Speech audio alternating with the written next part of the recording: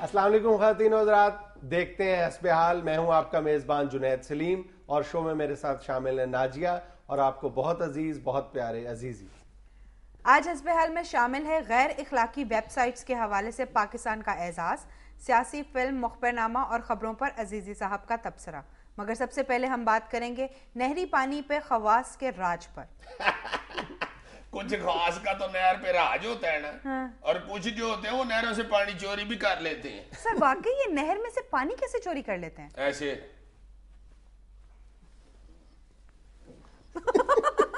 نہیں یار، یہ واقعی ایک مسئلہ ہے کہ شہروں میں رہنے والی جو ہماری نوجوان نسل ہے وہ ہمارے دیہی مسائل کو بالکل سمجھ نہیں پاتی اور ان سے بے بہرا ہوتی ہے، کیونکہ وہ دیہی کلچر کو ہی نہیں سمجھتی نا. اور پھر اسی رویے کی وجہ سے دیہاتوں اور شہروں میں جو رہنے والے لوگ ہیں ان میں فرق بڑھتا چلا جاتا ہے. یہ جو تم بات کر رہے ہو نا پا جنید، بالکل 16 نے ٹھیک کر رہے ہو. شہر کے لوگوں کو کیا پتا کہ گاؤں میں کیا ہو رہا ہے، کس طرح وہاں سے آٹا دال چینی آ رہا ہے، بالکل نہیں پتا. میرا ایک دوست مجھے کہتا ہے کہ یار گاؤں میں تو لوگ درختوں کے نیچے بھی سو جاتے ہیں، یہ گاؤں میں بجلی نہ دیا کریں تو شہروں میں بجلی پوری ہو جائے گی. میں نے کہا بہت اچھے بھائی، گاؤں والوں کو بجلی نہ دی تو پھر تم کاغذ کی روٹی کھاؤ گے اور گوند کا سالن ہی بنا کے کھایا کرو گے. اور میں نے کہا ٹیوب ویل ادھر چلنے کوئی نہیں، نہ ادھر سے کنک آنی ہے، گندم آنی ہے، نہ چاول آنی ہے، نہ سبزی آنی ہے، کھاؤ گا کیا ادھر ہے. اور آج جو ہم نہری پانی کے مسئلے پہ بات کرنے والے ہیں تو نہری پانی کی چوری تو دور کی بات ہے، ہمارے شاید شہر میں رہنے والے لوگ اور جو نئی نسل ہے اسے یہ بھی نہیں پتا ہوگا کہ نہریں کس کام آتی ہیں. وہ شاید یہی سمجھتے ہیں کہ انہوں نے ٹی وی اسکرینوں پہ دیکھا ہوگا کہ نہریں صرف نہانے کے کام آتی ہیں. ٹیوبیں کرائے پہ لے کے تو چلو جی نہر پہ چلیں، یا دوانا ٹھنڈا کر کے کھائیں گے، یا ساتھ ہم لے جاتے ہیں 4 کلو. میں نہیں چاہتا ویسے لوگوں کی بات کرنا. اچھا، پاکستان کو اللہ تعالیٰ نے دنیا کا سب سے بڑا نہری نظام عطا کیا ہوا ہے اور ہمارے پاس پانی کے وسائل بے شمار ہے. اللہ تعالیٰ نے ہمیں جو گلیشیئرز ہیں وہ بھی اتنا بڑا ذخیرہ ہے ہمارے پاس، لیکن آج جو ہمیں پانی کی قلت کا سامنا ہے اس میں ہماری جو بیڈ گورننس ہے، پانی کی چوری ہے، مس مینجمنٹ ہے، اور اس مسئلے کی جو سنگینی ہے اس سے لا علمی جو ہے یہ ان وجوہات میں شامل ہیں جس کی وجہ سے آج ہمیں پانی کی کمی کا سامنا ہے. اچھا، یہ نہری پانی کی چوری ایک ایسا مسئلہ ہے جس پر آج تک کوئی بھی حکومت قابو نہیں پا سکی. یہ ایک کلچر بن گیا ہوا ہے ہمارے دیہاتوں میں. جو ٹیل پر واقع زمینیں، یعنی نہری جو نظام ہے، جو ایک نہر ہے اس کے جو اختتام پر ٹیل پر جو زمینیں واقع ہوتی ہیں وہاں تک پراپر پانی نہیں پہنچتا. اس کی بھی بڑی وجہ یہ ہے کہ درمیان میں سے پانی چوری ہوتا رہتا ہے. اور ایک اندازے کے مطابق پنجاب میں 30% پانی چوری ہوتا ہے اور سندھ میں 35 سے 38% پانی چوری ہو جاتا ہے. اور یہ پانی چوری میں لازمی بات ہے، یہ ہو ہی نہیں سکتا کہ ایک کمزور اور چھوٹا کاشتکار اس کام میں ملوث ہو. یہ صرف کام ہی با اثر ذمہ داروں کا ہے. جو جتنا بڑا اور با اثر ذمہ دار ہے علاقے کا وہ اتنے دھڑلے کے ساتھ پانی چوری کرتا ہے. نہیں ماڑے مسکین بیچارے نے پانی چوری کر کے چھتر کھانے ہیں، اسی وقت بیلدار ادھر پہنچ جاتا کی کرنی ہے. 500 بالٹی چوری کر لی، 500 بالٹی کٹھی. میں خود کھلو کے گنے 2.5 درجن ڈڈو بھی بچ گئے نے.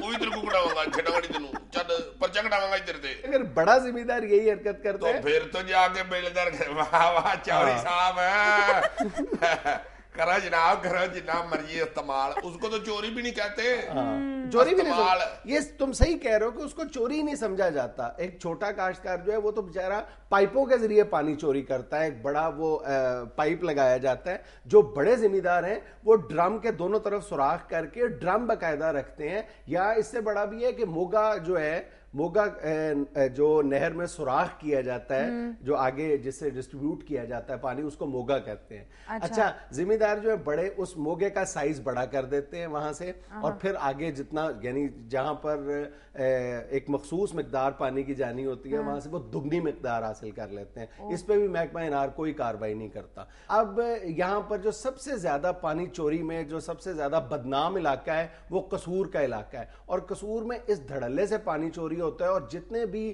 بڑے با اثر لوگ ہیں، سیاستدان ہیں، وہ اس معاملے میں ملوث ہیں. ایک یہاں پہ وزیر اعلیٰ تھے، سابق وزیر اعلیٰ پنجاب، وہ اس معاملے میں خاصے بدنام تھے. اچھا, اس حوالے سے ایک بہت ہی عجیب و غریب بلکہ ناقابل یقین معاملہ سامنے آیا ہے, وہ ہماری جو وزیر مملکت برائے خزانہ ہنا ربانی کھر ہیں ان کے حوالے سے ہے کہ ان کے والد صاحب کی کوٹ ادو میں سینکڑوں مربع اراضی ہے. اب وہاں پہ اگر یہ پانی چوری پر انحصار کرتے ہیں, چوری کا پانی اپنی زمینوں کو دیتے ہیں, تو وہاں پہ ان کے جو ووٹرز ہیں وہ متاثر ہوتے ہیں اور ان کا ووٹ بینک خراب ہوتا ہے. یہ بھی ان کے لیے ممکن نہیں ہے. اچھا, دوسری طرف انہوں نے ایک عجیب و غریب اس کا ایک سلوشن تلاش کیا ہے, وہ یہ ہے کہ انہوں نے اپنے لیے 8 کروڑ روپے لاگت سے ایک الگ نہر بنوائی ہے, جو بڑی نہر سے نکل کر گجرات ڈسٹی سے یہ نہر نکلتی ہے اور صرف ان کے والد صاحب کی زمینوں کو سیراب کرتی ہے. دوسرا کوئی اور کاشتکار یا زمیندار نہیں ہے جن کو اس نہر سے پانی نصیب ہوتا ہو. نہیں تو وہ نہر ہی ان کی ہے. بالکل, صرف انہوں نے اپنے والد صاحب کے لیے, وہ ان کی زمینوں کے لیے یہ نہر بنوائی ہے. تو اس میں جو بچے نہاتے نہوتے ہیں ان سے یہ کرایہ لیتے ہیں؟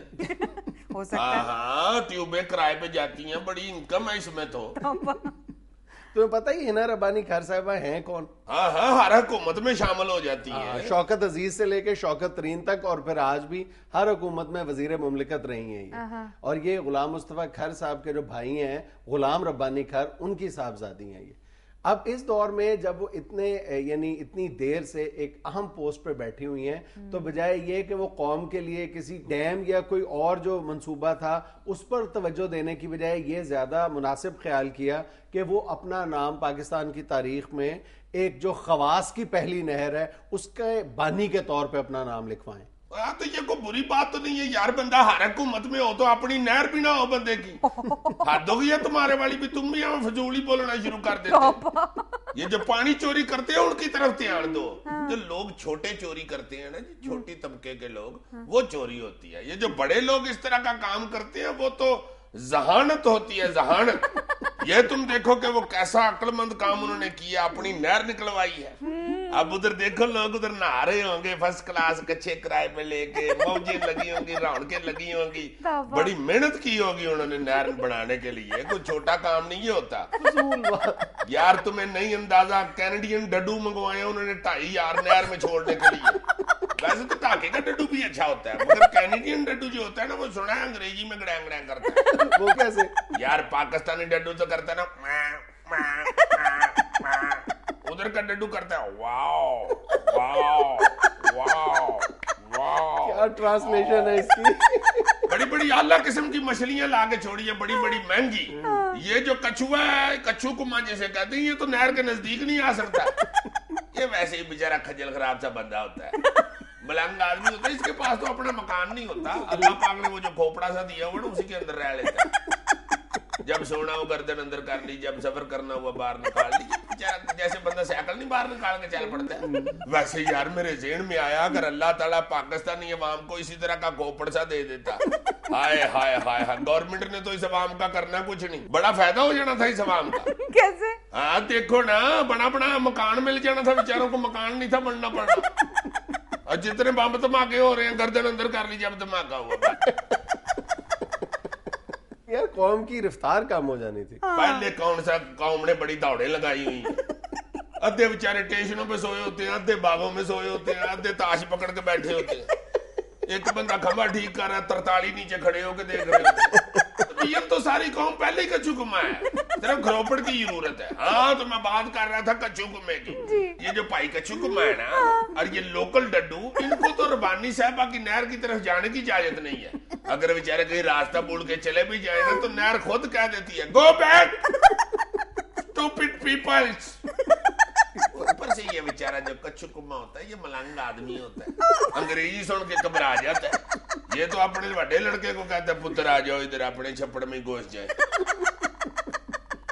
ناظرین یہاں میں لینی ایک چھوٹی سی بریک, ہمارے ساتھ رہیے گا. آجا کاکا آجا, بڑے لوگ ہیں, کہیں ہم پہ پانی چوری کا پرچہ ہی نہ کرا دے.